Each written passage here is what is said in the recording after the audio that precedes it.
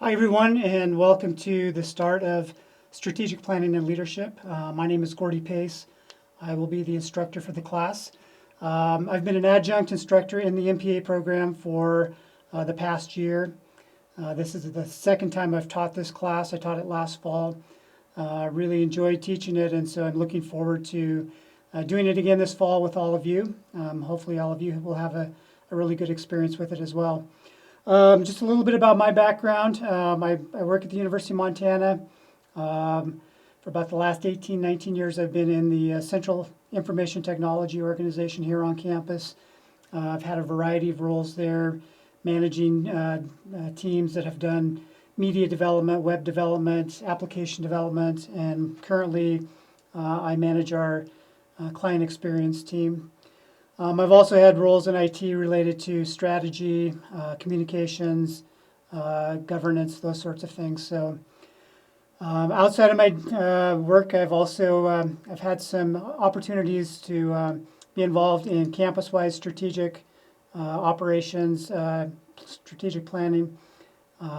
2016 and 17, I was the vice chair of the university's strategic planning coordinating council, and so we went through an extensive, about a year-long process. I'll share some of the process that we used and some of the lessons learned from that throughout this semester. I followed that up with an opportunity to lead a campus-wide IT strategic planning initiative as well. So this first week, we really are just getting oriented. I wanted to spend a little bit of time in this lecture sort of talking about expectations and the work that you're going to be doing, and just making sure all of us are on the same page as we get started. So a little bit about the course. It's fully online. We will do the majority of our work in Moodle. So we'll talk about that, what some of that work entails.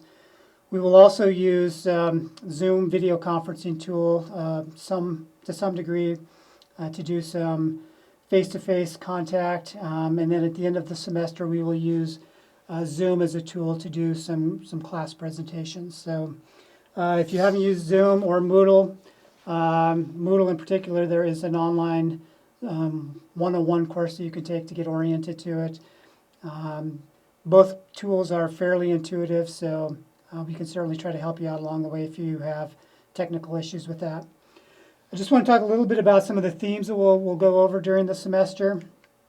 One of those is we will talk about approaches to strategy and strategic planning. You've probably seen that one of our textbooks for this class is called Good Strategy, Bad Strategy. That probably indicates to you that we're going to make some comparisons of different approaches to strategy, and we're going to make some value judgments about maybe which ones work better than others. We will, though, do a full review of different types of strategic planning processes that are used both in the private but primarily in government and nonprofit sectors. Talk a little bit about sort of the history and evolution of that. In a lot of cases, you'll see that public organizations are using strategic planning processes that maybe have been around for 30 years. And we'll talk about whether those are still relevant ways to approach strategy. I think one of the really fun things about this is talking about strategic and creative thinking. I think really good strategy requires courage and it requires discipline, but I think more than anything it requires creativity. It requires you to think more like a designer. And so one of the things we'll talk about is, how do we go about approaching strategy from the creative process? So one of the things that you'll work on is the process of gathering data and information, and not just analyzing it and thinking critically about it, but synthesizing it. Taking that complex information and seeing the patterns in it. As Richard Rummelt talks about, the author of one of our books, it's making a simpler story out of a complex picture. And then sort of the next step of that is how do you generate novel approaches to overcoming the problems of the organization or identifying opportunities that can make the organization move forward. And then I think the third thing we'll talk about is not just this isn't just creativity on an individual level, but how do you do that at a group level, and how do you facilitate creative processes? So I think it's really important as organizational leaders that we think anew about how we run meetings, how we engage people in thinking together. So we'll explore that a little bit during the semester. Another theme we'll look at is adaptive, or a term I just recently heard, emergent strategy. What's that all about? So I think you probably all feel it, that organizations that we work in desperately need to adapt faster to sort of this rapid pace of change that's happening in our external environments. And so one of the things we'll explore is that traditional strategic planning approaches may not be able to keep up with sort of that fast pace of change. So we're going to spend actually a few weeks during the semester exploring ways to go about strategy that is more adaptive, that can move an organization forward faster. And so we'll get into that. I think it's really interesting. There's some different ways to go about that, but sort of the underlying concepts are the same there. And then finally, we'll talk about leading change. So strategy is really only useful if it leads to beneficial change. And so,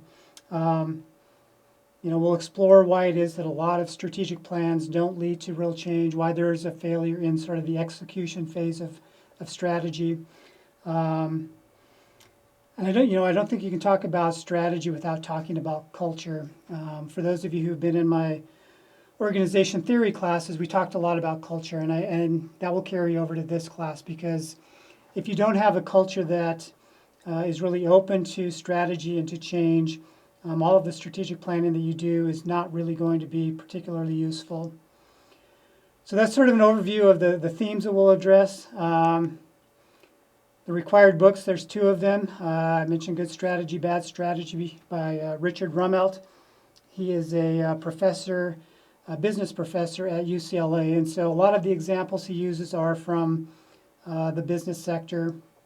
He also uses examples from military, as well as some from the private or from the public and nonprofit sectors. But I think even the ones that maybe are not completely relevant, there are still some lessons that we can learn from this. Interesting story. Last fall, when I taught this class, I asked University President Seth Bodner if he would be willing to sit down with me to do a videotaped interview. And so before we actually started recording the interview, he asked me if I had ever heard of this book or read this book, Good Strategy, Bad Strategy. And I said, well, that's actually the book that we are using as our primary text for the class. And his response was, well, that's the best book on strategy I've ever read. And so it led to a really a great conversation, being able to tie in his experiences, which started with leadership in the military, leadership in corporate areas, and now he is a leader in public higher education. And so it was nice validation that the book that I had chosen for the class was one that I think is a really good example, a good text for us to follow. The other piece that we've got as a required reading is Good to Great and the Social Sectors by Jim Collins. You've probably heard of the actual book, Good to Great. We're not going to read that, but if you have not read that book, I will provide some foundational reading material and some online material that will help you get sort of the foundation of what Collins is talking about in terms of his approach to moving organizations from being mediocre or good to being great organizations. And so, the subhead of this, or the subtitle, is Why Business Thinking Isn't the Answer. And it's the answer to that question is maybe not what you expect. It's not so much that the public sector and the private sector are so much different. What he is saying is that so much of strategy that we see in the private business sector really is mediocre strategy. And so why would we want to, in the public sector, emulate mediocrity? And so that's sort of the focus of that piece. So that'll be a little bit later in the semester when we start talking about leading change, executing on strategy. There will also be some other reading that I will include, supplemental readings throughout the semester. some videos along the way as well. So the schedule for the semester, we will, our weeks, since it's an online class, we're going to start our weeks on Monday, so the week will run Monday through Sunday of each week. The schedule is here on Moodle as well as in the syllabus. One thing I would say is that there may be some modifications along the way. I kind of reserve the right to adapt as we go. We're talking about adaptive strategy, so there may be some things that come along that are really interesting for us to explore. And so if we do have modifications coming up, I'll try to give you as much advance notice as I can. There will be a short video lecture like this posted each week. I will try to have those up within 2 or 3 days of the start of the week, so certainly by the weekend for the upcoming week. So let's talk a little bit about the work that you're going to be doing in the class. So for those of you who have been in my org theory class know, I think it's really important to apply what we're learning in class to the real world, and so that's no different for strategy. I am going to have you working on an applied project, and that is going to be what I've called this is develop a kernel of good strategy. That probably doesn't mean anything to you right now, but that is something that will be taken directly from the Good Strategy, Bad Strategy book. And it is, so basically you will select an organization to work with. I've changed this up a little bit from last year. Last fall when I taught this, the project was to work with an organization to develop a strategic plan, and I gave a lot of leeway to the approach that a student could take to that. So I'm going to narrow that significantly this year. I'm going to have you focus on Rummelt's methodology, which is a much narrower focus. So let me tell you a little bit of sort of the 3 parts of what Rummelt calls the kernel of good strategy. So the first part is what he calls a diagnosis. So this is understanding what the most pressing strategic challenges are facing the organization. And so that'll be one of the things that you do as part of your project, is you will try to diagnose what those pressing strategic challenges are for the organization. The second part of the kernel is then developing a guiding policy. So this is where you start to apply that creative thinking, that novel thinking. What approaches could we take to overcome the obstacles that are identified in our diagnosis? And then the third part of the kernel is the coherent actions.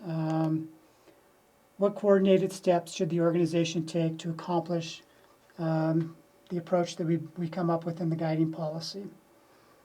So the way this will be laid out is there will actually be 4 steps along the way. I'm going to have you start with a design brief that sort of describes the organization you're going to be working with. I'm trying to just get you thinking up front about how you're going to approach your project, how you see engaging with stakeholders within the organization. So that'll be the first assignment, and you'll have a draft. This is in the syllabus. You can take a look at sort of the deadlines, but each one of these I'll have you submit a draft. I'll give you some written feedback along the way, and then at the end you will put it all together into one final paper.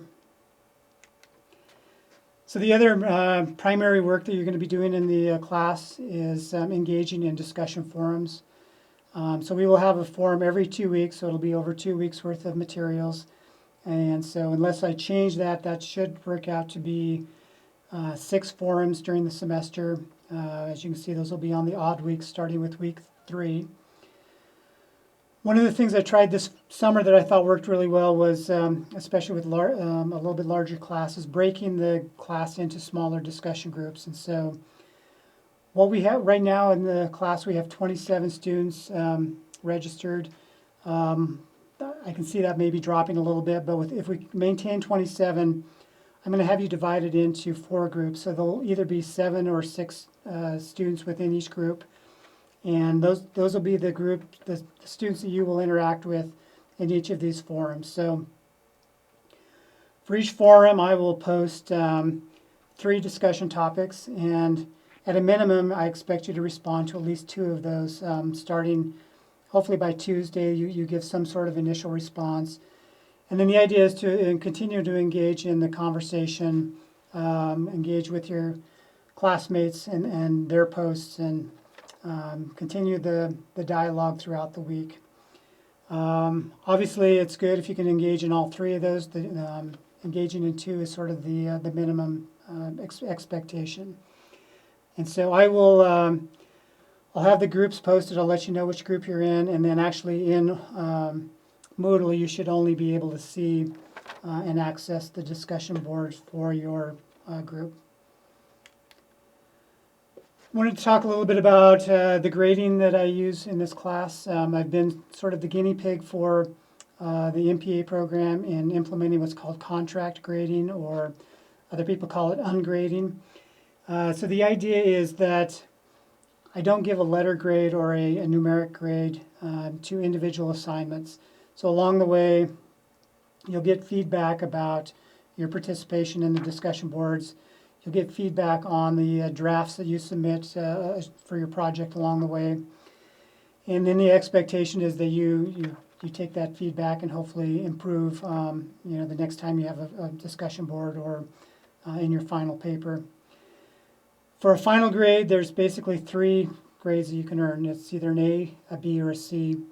In the syllabus, you'll be able to see the criteria, but we start with the premise that everybody has a B if you meet sort of the minimum requirements of class participation, assignments being turned in on time, and that sort of thing.